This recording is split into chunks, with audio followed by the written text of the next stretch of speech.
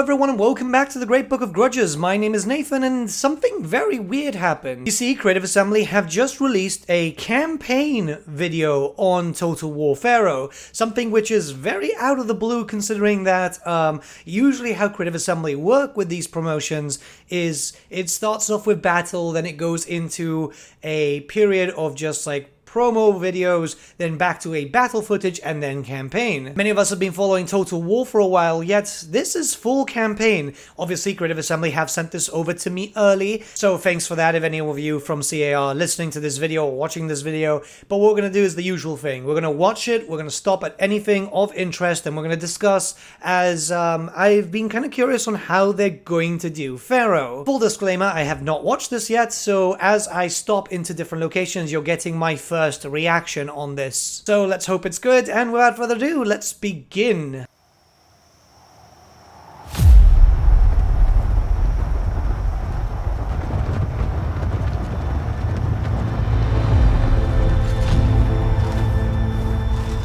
Destiny calls me, and I am compelled to answer. Gods, hear my voice. I will bear your blessings to battle. I am ready for the trials ahead.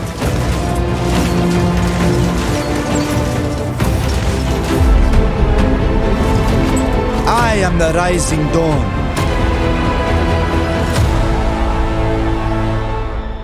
And I will lead us into a new age.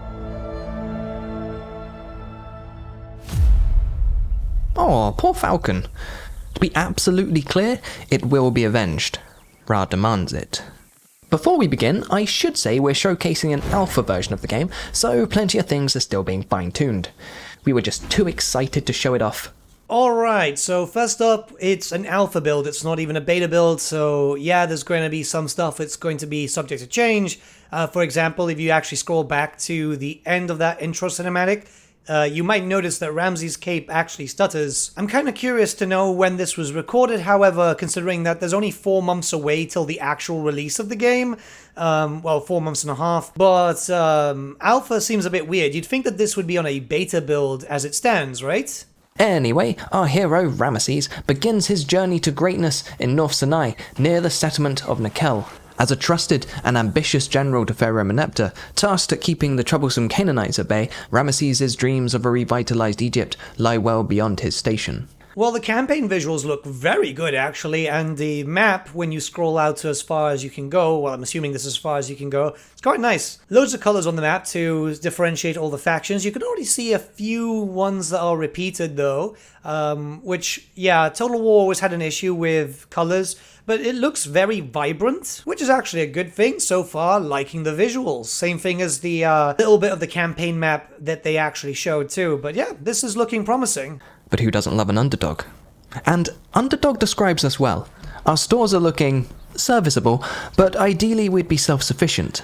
Meanwhile, there's an angry man nearby throwing rocks at birds. I mean, who hasn't thrown rocks at birds before? But one thing to note, yep, it's Troy 2. Well, at least from the UI aspect, which is actually not a bad thing considering that Troy had a decent UI. We can also see that resources from Troy, that system, so obviously food, stone, wood, bronze, I think it was, and gold is back, which isn't a bad thing. I actually really liked that about Troy having different systems in the form of currency as, well, it just kind of made more sense from a realistic point of view. You don't just deal with cash, you're dealing with feeding your population, feeding your armies. It's still very much Troy 2 though. Obviously that can be expected considering that, well, it's the same studio. And we know now, if you didn't check out a bunch of interviews, originally some Egypt stuff was actually planned for Troy. We actually got a little bit of stuff with Memnon, and this was said in a CA interview by CA Sophia, and I quote, "It warranted a bigger game." Now, I won't say that this is actually a bad thing, because the CA Sophia team has actually been quite good with these things. Hell, some of the DLC stuff that we've seen in Troy even started bleeding into Warhammer 3 due to the mechanics being that good. So if anything, I'm imagining there's going to be some cool mechanics either in the base game or in the DLC that they do have planned for this game. Obviously, keep that in mind once again, that they already have a number of DLCs planned for this game, as you can already pick them up just without knowing what they are due to the pre-order incentive. I'm not too sure how that works.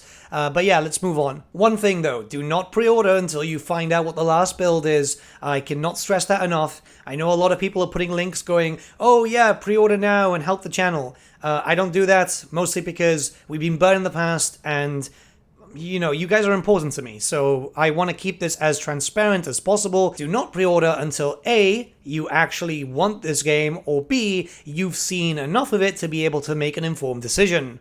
We'll want to do something about those resources, but first things first. Vengeance. A little bit of a red flag here. It's actually been a while since I've played Troy, but it does look like the unit cards are 100% from Troy. Now, I might be wrong considering that they are very similar styled, and obviously it's the same game, which was in the same setting, but it does seem a little bit odd. I could be wrong. I could be wrong here. But yeah, let's move on. I think they're going into a battle now.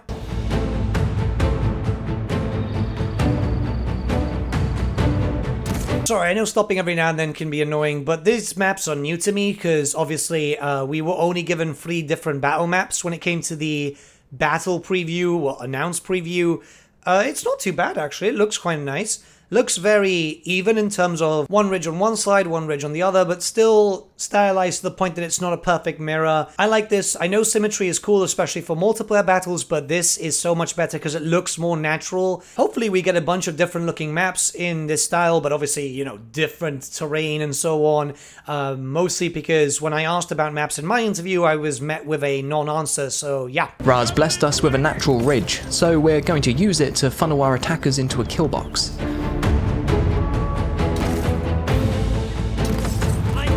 In Total War Pharaoh, outmaneuvering your opponent can mean the difference between a decisive victory or a humiliating failure. Little nitpick here, but hasn't that been the thing for like every single Total War since, I don't know, Shogun? Sorry, I know, it's nitpicking. I will say one thing though, the game does look good. Visually, it's very pretty, and while being pretty is not the most important thing for a Total War, because I think gameplay should always be over graphics, it's always kind of nice on the eyes. At the moment, we've got one unit holding the line, whilst the second one moves behind the enemy to attack in their flanks. We'll order our front-facing units to hold the line, keeping our choke point as tight as possible. We'll explore formations in a later video, but each one increases your tactical control over the battlefield. As the press increases, individual fighters break out from the melee to prove their might in duels.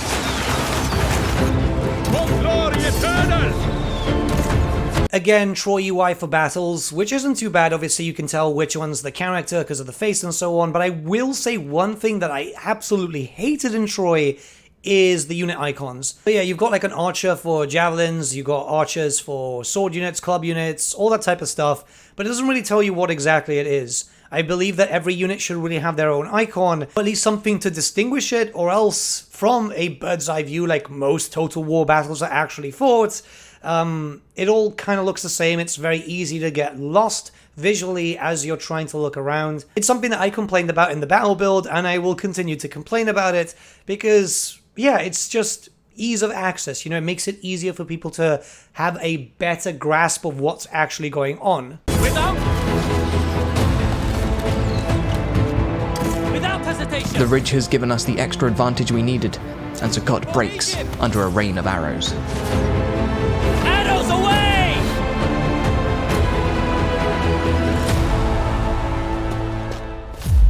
Yeah, run away, coward. We'll finish him off in a minute, but first, let's get some royal decrees brewing.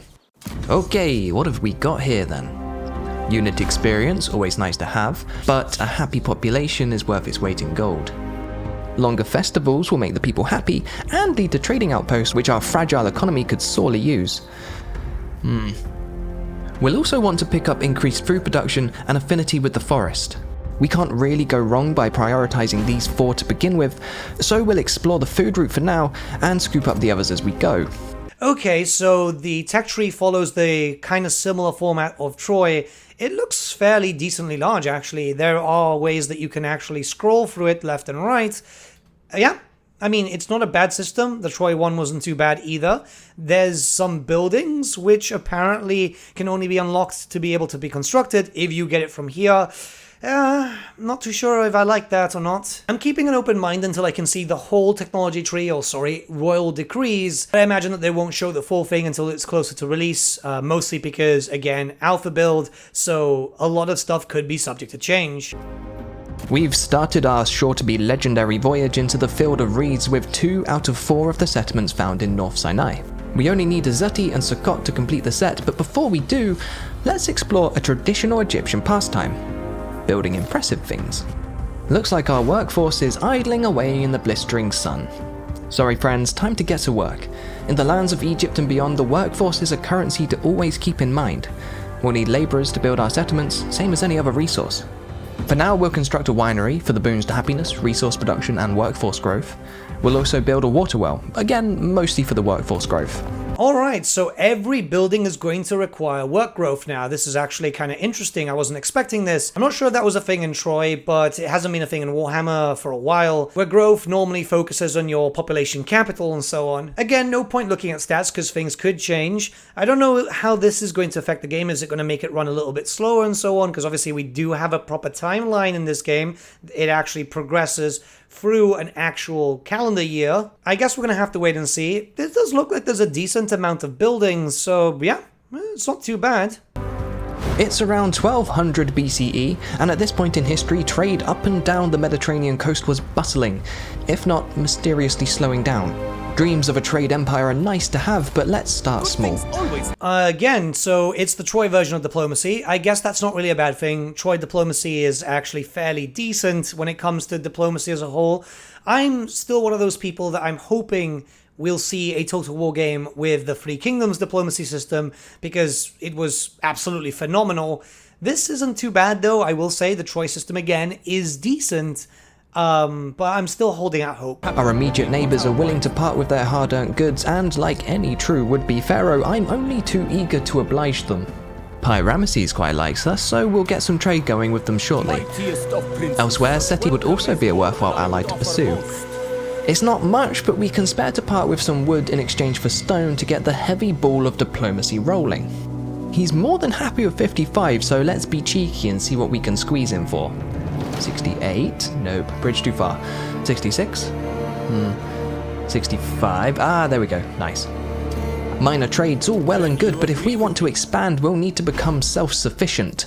Okay, campaign map again, and this is actually quite interesting because we can see a fair amount of regions, we can see a fair amount of settlements, we can see in the south there's a lot of territory that's yet to be explored, assuming north and west also is going to be the same way. We do know, for example, that this is apparently the largest Total War map that we've ever received, barring Immortal Empires, as that was obviously combining 3 maps, so I'm rather curious to see how big these campaigns are going to actually be. The bigger the map, the better, because it just leads to longer campaigns. I don't know about a lot of you guys, but I love a long campaign that takes a decent amount of time because it kind of feels satisfying. You feel like you're conquering a lot, right? My only worry is that it's going to be kind of like Troy, because Troy had a big map, but the problem was that the grand majority of that map was actually ocean, which, yeah, I mean, that's not fun.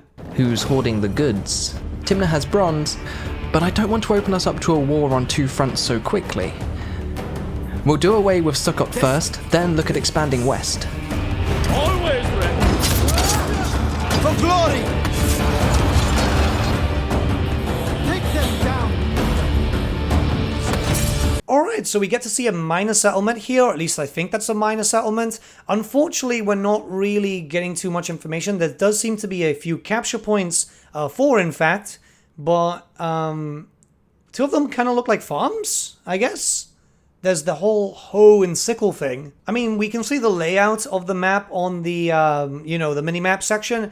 It doesn't look too bad. I just wish that we had a better vista of it so we could actually see it. We did see a settlement siege battle, but I'd love to see minor settlements, as obviously non-walled ones are obviously a lot different. Mind you, if it's going to be similar to Troy, I am imagining that there's going to be natural walling and so on, because, yeah, it's the same dev team.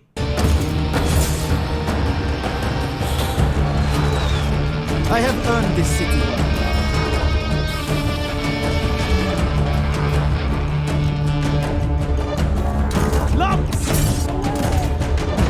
Okay, another minor settlement. This one looks a bit different too, which is great. Okay, we're already getting a little bit more variety than we've got for certain races in the Warhammer franchise. One thing that kind of does bother me, I'm not 100% too sure, but it does look almost identical, if not identical, to a Troy map. Again, Bronze Age, very expected to be very much the same, but I don't know, getting a little bit of a red flag here. I could be wrong, but it does look very, very similar. Soldiers, move!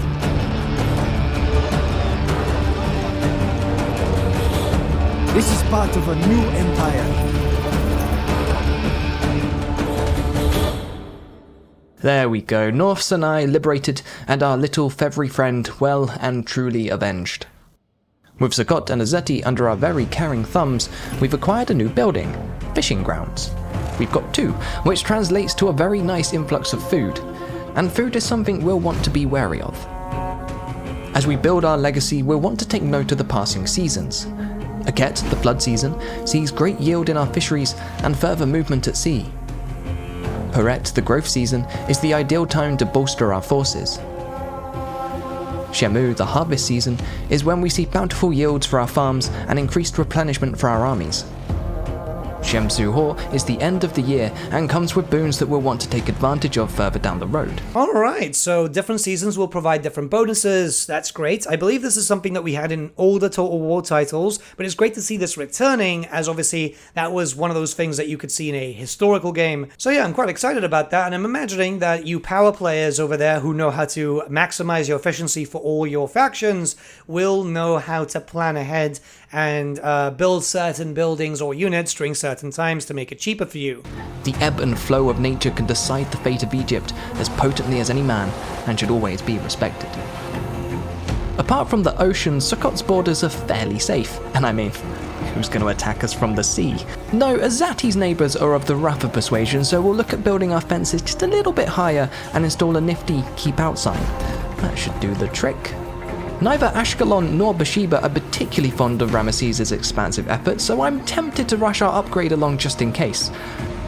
Well, this is something new. The Chaos Dwarf mechanic bled over into the Pharaoh game. Interesting. Okay, so you can instantly recruit buildings, well, instantly construct buildings. It's going to be quite expensive, because if it's going to be anything like Troy, getting your hands on gold is actually going to be quite difficult, at least early on. Now, this actually does make me wonder if this rush construction thing was actually planned for a Egypt DLC for Troy, and then since that never happened and obviously became its own game, then it was just bled into Warhammer anyway, because we've been seeing that a lot. The Warband system and a few other systems from Troy did bleed into Warhammer 3. Oof, maybe not. We're too poor. Either way, we don't yet have a steady income of gold, so spending what we can't replenish is just asking for attrition. Let's leave it for now, and keep a close eye on the Canaanites in the meanwhile. Our more falcon-eyed viewers may have noticed that we've not been recruiting any additional soldiers just yet. It's unorthodox, but we've been managing to get away with it because of Ramesses himself. Ramesses is fast and far-seeing, his soldiers elite and loyal, making him the perfect run-and-gun hero. Alright, so we got battle effects and campaign effects. Keep in mind, again, this is likely going to change, because obviously this stuff is alpha, so yeah. I mean, it's pretty interesting. It does make him very strong, so he might be the strongest one. This is why they show him in first, maybe? Hell, having an upkeep reduction for your army is very, very good. Extra XP is also quite good. Less attrition damage. Yeah, I'm kind of interested to see how this goes. And clearly, archers are the best unit for him for missile range. Yeah. I like an archer build. I very much like an archer build, so this is probably something I'm going to do myself. Because of this, we're not too worried about the edges of our expanding empire, knowing Ramesses can cover such large swaths of ground with ease. That means we can hold off constructing our military buildings until we've got a better foundation under us. Okay, so we got the construction tab, and it does look fairly large, considering that it does it does have a very small area there for the scroll bar. Obviously, I'm imagining there's going to be loads of temples and stuff, just like Troy, because religion is very important during this period in ancient Egypt and so on. Yep, it looks nice. And thankfully, the icons do differ, barring, the extra level with them. But, as always, there'll be a mod that kind of changes that a little bit. I've got no complaints here. I actually really like this. The fact that it's color-coded, too, is actually a nice little bit of help here. Because it distinguishes what is what. Obviously, yes, you do have the names of the sections there, but it's just kind of nicer to have color-coded. Speaking of the military, we've delivered plenty of souls to Duat, ready for Anubis' judgment, and are all the wiser and stronger for it. We're getting a name for ourselves amongst our subjects, but it's up to us to mold Ramesses into the pharaoh we want him to be. Will he have presence, reducing the upkeep of his army? Will he have fortitude, ensuring his soldiers are always fighting fit? Or will he have ardor, ever pushing himself and his men to go further, faster? How we shape Ramesses unlocks titles with various boons. The higher our rank, the more slots are unlocked for a total of 4 concurrent titles at any one time. We already have enough competencies to apply the Shield of the Medjay title, which will increase the defense of our Medjay units amongst other effects. Going forward, we'll try to work towards Love by the People for the added stability to the realm, and Merciless in his strides for the massive boon to campaign movement. Okay, this is something I can compliment. So this is a better skill line than we had in Troy, that's for sure. How the skills work, the assigned titles sound quite interesting too. It's definitely a lot better in terms of just how it works rather than that weird system that Troy had, which was kind of going full circle in a way. I mean, it's still similar, but different. Yeah, I'm kind of interested to see how this goes. Getting the bonuses that you can pick and choose too is actually quite a good thing. Again, I can't really be too excited about stuff because any value shown here obviously is not going to be the values that we'll see in the full release or when they start giving creators such as myself access to stuff. Alrighty, let's become a bronze mogul. Sorry Timna, but I want your stuff. You may have been wondering what these little chaps are. To survive in the expansive and often volatile Egyptian terrain, we'll need to employ the use of outposts. These are structures like any other that armies can interact with to gain specific boons depending on what we choose to build. They also grant a positive, passive effect in the province, but can be costly and are often targeted by invading armies. Military outposts offer anything from replenishment to increased siege holdout for local armies and settlements. Administrative outposts can make us immune to desert attrition or increase our legitimacy. Economic outposts can bolster our resources produced in the outpost region. And finally, religious outposts relate to our chosen deity, but we'll talk about that in another video. Alright, so 2 things. We do have outposts back, which is great. It does look like they are set. No? Okay, so it looks like we can build them like in old Total War titles. That's great. Okay, so that's not a bad thing. I had to go back and actually rewind because I was a little bit concerned. Yeah, this is great. Obviously, the outposts seem a little bit better now because there's loads of different options for buildings that you can build, and there is going to be a heavy emphasis on religion. We know that now from the last bit of this clip. I'm kind of excited to see how this goes. Will this have a unique looking map? Will they not be the same thing over and over? Like, obviously, for example, the ogre camps, which were just basically the same map with a different skin. I have questions, and hopefully we won't have to wait too long for answers. Most outposts require technologies to unlock, and we're working towards the economic outpost at the moment. Should only be another 8 turns or so. For now, we've constructed an Egyptian fort close to our border with Hetch, giving us additional security in the region and a strategic fallback point if things don't go too well. Okay, so they can be constructed where you want it to be, it seems. You need technologies to unlock them. Again, I'm not too sure if I'm too keen on buildings being researched to be unlocked. I imagine it's probably because like the AI would spam and abuse it, kind of like if you remember in Warhammer 3, the agent spammed. So maybe that's been done in such a way to be able to tackle that and to reduce the possibility. I don't know. It would be great if some devs would be willing to do some interviews. I would love to do another one focused around campaign when it's closer to proper campaign footage. Not in alpha, obviously. But yeah, I guess we're going to have to wait and see. Witness, gods! Take them! So I don't know if this is just flash footage or if this is actually footage of a duel, like the same system that Troy had, which in all fairness was fairly good. So I would love to see that being implemented again. Hell, I know a lot of people who wanted that in Warhammer 3. It wouldn't work because of power scaling. The main thing I'd love to know is how this would work with, well, you know, characters. Obviously, they're not single entities. They do have bodyguards. It does look like some bodyguards are fighting. It would be kind of flashy. I don't know. It's kind of weird. Sometimes with Total War, it's very hard to know what is gameplay when it's done like this and what is just done as Flash, as sometimes it can be done quite well and sometimes it's just literally Flash.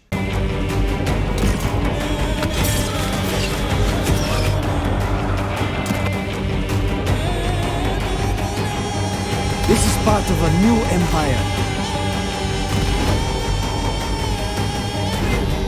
Is this how we're going to recruit armies? Because you can see there, recruit general. I don't know, there's no context so far, at least I haven't seen from this video so far.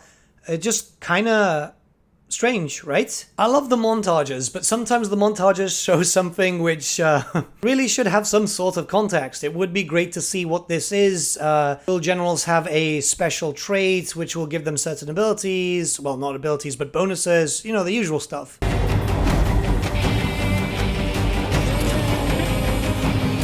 Witness! Egyptian Javelinier! To fight! Engage the enemy! Another part of our empire! Beyond. Alright, native units are a thing again. I think Troy also did this too. I'm not 100% too sure. It's kind of hard because I've not played Troy since, well, the Mythology DLC came out, if I can be completely honest with you. But it's kind of cool to be able to, like, pick up, if you're going to different locations that aren't really your homeland, pick up some units that might be viable for you from other factions. That's going to be quite cool. Compare. Marching onwards. Hold on, let's pause there for a second. Hetch is a walled settlement, so we'll need a little more planning before the stabbing can commence. After all, we can't expect our men to charge at walls without at least building some ladders first. Unfortunately, in the Bronze Age, pockets aren't quite deep enough to successfully conceal siege equipment, so if we want to climb some walls, we'll need to prepare. Let's start our siege and get some ladders and a battering ram brewing. Okay, so after many, many years, pocket ladders aren't a thing anymore. We do have stappers too. I will say one thing, because a lot of people go, oh, you know, it's because of Warhammer. Warhammer Tabletop had actual ladders, so yeah. I mean, it's a good thing. I'm really happy about this. It's great to see sappers too. It actually feels like we get a proper siege equipment, so this is great. But you have improved your fighting form, I can tell. Then you agree with me.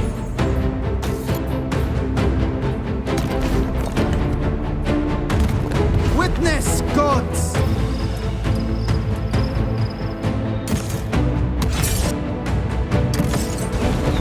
Arrows away! Ooh, now might be a good time to use my fire arrows.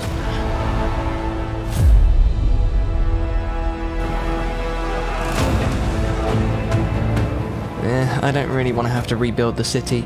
Let's not use fire arrows. Are they insinuating that the more damage you do, the more you'll have to repair when you take over the city? I hope that's the case, because obviously that would make sense logically, but this is Total War where a lot of things don't actually make sense. But yeah, that's not too bad. Must say, kind of like the layout that we've seen on the mini-map for the Siege map too.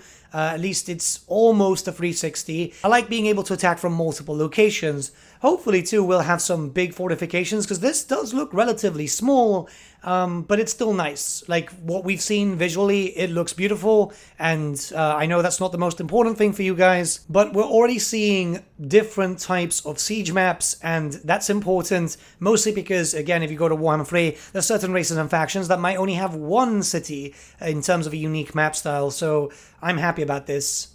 Yet. A sandstorm's blown in, rendering all archers less effective. It seems Hetch's fate will be decided in the melee.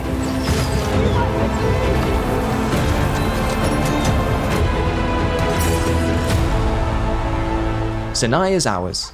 Our empire is growing nicely, and we're producing our own wood, food, stone, and bronze. Gold is still a bit of an issue, but now we've got other resources coming in, we can embark on some more ambitious trading. For Pharaoh. I look forward to our talks. Dipping our toes into Wall Street's all well and good, but it's still better to be self-sufficient. Hello, friends. Thanks to our royal decree, we've unlocked camp trading posts. We'll build one in North Sinai and another in Sinai, giving us a healthy boost to our resource productivity. But no leaders ever moaned about having too strong an economy, so we'll head towards Stone Shapers next. We've already dipped our toes into recruitment, but it's probably time to expand our army. A few more archers are always helpful, and the Habaru militia are nice all-rounders. Plus they have Vanguard deployment, which opens us up to some fun tactical shenanigans. That's the technical term, FYI. We've been a little heavy-handed in Sinai, and our new subjects aren't overjoyed. To avoid a rebellion, we'll organise some festivities. When folks have cheered up a little, we'll hire some smelting apprentices for the boon to our bronze stores. Alright, we've not been able to see them properly, but it does look like we have a decent amount of commandments when we take over a full province, which is actually quite good. This means that there's going to be options, because in most cases, when it came to Warhammer, it was always 1 or 2. You would never really use all 4. But yeah, so far, I'm kind of happy with what I'm seeing. There's improvements, and that's what we expect from a newer Total War title, taking what they already have and improving from there. We're fairly secure west of Nikel. I'm not anticipating a betrayal from my Egyptian friends, and as we all know, whatever's lurking in the fog of war can't hurt you if you can't see it. Back east though, and Bathsheba's looking ripe for plundering. Attitudes towards Ramesses are bad, but they're Canaanite, so there's no reason to salvage the relationship. And they have gold, so I'm gonna take their land. Ramesses! Thor's protecting its treasures greedily. We'll need to break our invasion down into bite-sized chunks. Too risky! We'll take down the standing army and the military fort first, then the garrison.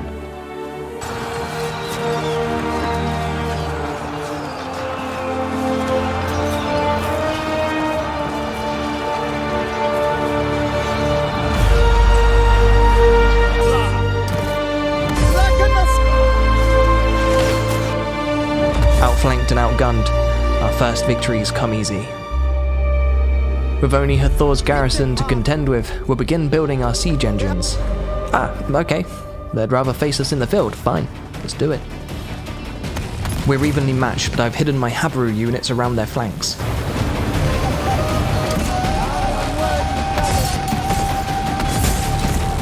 Our surprise was spotted, so we'll be a little late to the party. Unfortunately, it's meant the bulk of our army's a bit overwhelmed. Here they come, better late than never.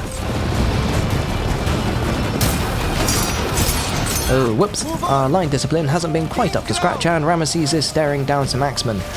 Best get running, lad.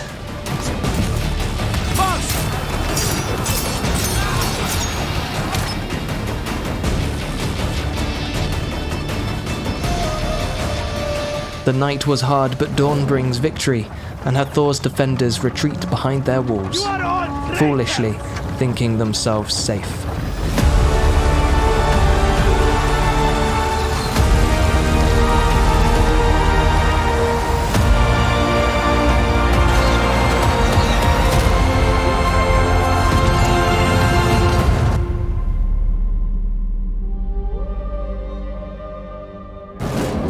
We've been forging our own path until now, but Egypt has fallen into unrest and civil war looms. In the chaos, Ramesses could achieve all his ambitions to solidify our claim to the throne. So there's the legitimacy mechanic, which has here for 2 different ones. I'm not too sure what this is going to mean, because there's like no details about this whatsoever. And there's a civil war mechanic, which again, it's just, there's a civil war coming, but no idea what actually happens, which I find kind of bizarre. A teaser's all well and good, and it's likely that they're going to expand upon this in future videos, but I would have loved to get a little bit more of a teaser glimpse, if you get what I mean, right? Anyways, the video is almost done itself in terms of CA stuff, so I'm going to let it play out so you can see the last little bits of it. I'm not sure if there's anything else. If there is, we'll stop there, and then I'll give you my thoughts so far. Just in case you wanted a little bit of a roundup of my thoughts, and generally after basically watching this whole thing, it's I've got a few things to discuss. We'll first need to occupy sacred Egyptian land. It would appear our empire is in need of expanding further still.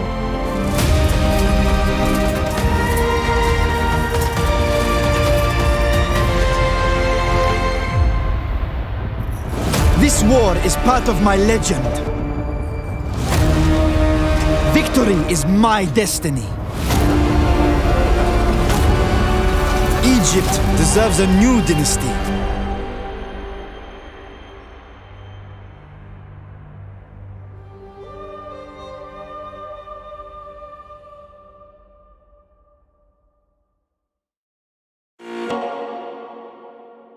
Alright, before anything, I do assume that this is the next character that they're going to show off, since she's at the end of the video, and it's kind of like a cliffhanger, which, yeah, kind of makes sense. I mean, she looks cool. Can't wait to see what mechanics she introduces and what else they're going to show, because the big thing about this, if we remember, like, for example, with the Chaos Dwarfs, is every time that they showed a new character, they showed off something quite fresh, whilst there were still a few things that were obviously kind of repeated. Yeah, not too bad. Okay, so now we're going to jump into my thoughts overall. This is the first time we've been able to see campaign for Total War Pharaoh. Not just yourselves when they do these posts, but also myself. They've not really shown us campaign stuff. They just gave us the battle build and went, hey, there you go. Starting off with what I think so far, I think it's Troy sequel. It's basically Troy 2, the Troyaning, and that's not necessarily a bad thing. As I've said many, many times in the past, I'm a big fan of CA Sophia. I think they did well with Troy. Troy suffered because they didn't know where to go, where they did a historical game, then they did a mythos thing, and obviously before that they did the truth behind the myth. And the reason why the game suffered so much is because they had 3 separate game modes, whereas I feel like if CA Sophia only have 1 game mode to do, and for the time being we only have historical, they said that there's no plans so far for a Mythos DLC, then I feel like if all their attention can be put into 1 game mode, yeah, this is clearly something which could be quite interesting. So I am keeping an open mind here. There's a lot of stuff from Troy that I'm seeing, but it's a lot of stuff that I do like. So I'm not too concerned about that. My concern is the fact that it's basically Troy 2 in terms of mechanics and so on. It's obviously the same setting. A lot of stuff does look like it was basically carried over. And again, not too much of an issue, but I get Saga title feels from this. The thing is, this is still very early into the showcase for Pharaoh, so we've not really seen a lot of things. So maybe they prove me wrong, and I would love that. But I'm seeing Troy. There's a lot of specifics, like for example, certain units looking like Troy in terms of unit cards and so on. If you haven't seen the video and you've just come straight to my final thoughts, you should really go back. I know it's a long one, but I'm nitpicking mostly because I care about this franchise. I do actually care about Total War. It's not just the Warhammer section. I've been playing since Rome 1, and right now I'm basically seeing Troy 2, the Troyaning. And again, I'll be very clear, I don't mind that as long as, yes, you can take the base of Troy, but there needs to be improvements, and I want to see improvements. So far, we've seen a few things, obviously with Outpost, for example, returning, but I need a little bit more flash. This base game title is 60 euros, which is 10 euros more expensive than Troy. I have euros on my Steam, so I would love to see what they can do to make it a little bit more justifiable in terms of purchase, especially when they've got some other digital versions of the game which are a lot more expensive, and you're basically paying for DLC which you don't know if it's going to be good or not just yet because that hasn't been announced. I still feel like stuff is way too early to show. They're showing off loads of values right now, and those values are going to hype people up when those values are not going to be the same when it comes to the actual full release. They've said it themselves, this was an alpha build, and yeah, I mean, release is in like 4.5 months away. I'm not going to say doom and gloom because this is a title that I'm actually quite interested in. I like the idea of the Bronze Age collapse. I like the idea of the Sea Peoples. We need to see how the Sea Peoples are going to interact in the campaign. That would be something that would be good to know. Not just, oh yeah, it's a faction that just appears and attacks you like an endgame crisis in Warhammer 3. I want to see some depth to it. I want to see them attacking from various different points of the oceans, you know, and having some sort of smart AI, because that would be kind of cool. The main thing is that CA need to impress us, not just yourselves as viewers, but myself as a content creator, because I want to know if this is going to be worth to show to you guys. And I will say one thing, visually, very, very pretty. The maps are gorgeous, the lighting is great, and there are a few things that I do like about this, but I really need to be reeled in, and I feel like some of you guys might need that too. I want to see more of that. I want to see how everything progresses. I think a main reason for that is, as far as I've been able to see on the campaign footage here, the furthest they've gone is turn 17, and that's extremely low for a showcase, at least in my opinion, mostly because the bare minimum that I do a campaign is usually, at least this is in Warhammer 3, is about 150 turns or so. That's the bare minimum. And obviously you don't start getting good stuff. Again, this is Warhammer 3 reference, but you know what I mean because it's very similar in all the other Total War games. You don't start getting all the good stuff until like turn 30, you know? Though I imagine it could be a bit quicker if you know what to take in locations and just get that rush construction stuff. I don't know. I'm still kind of in the cautiously optimistic area for this. I'm liking what I'm seeing. I just want to see more of it. I still think it's a bit too early to show off campaign stuff, mostly because, again, 4.5 months. I don't know if they're just going to rapid fire, but we know there's a Warhammer DLC coming up. So are they just going to do a bunch of info, then stop for the Warhammer 3 DLC, and then continue from there? But I guess we'll cross that bridge when we come to it. Again, cautiously optimistic, and I think you should be too. We'll see what more gets shown as time progresses. But what do you guys think so far of what you've seen? Let me know what you guys think in the comments below. Let's start a bit of a discussion. And yeah, I guess I'll see you all again very, very soon. Have a good day.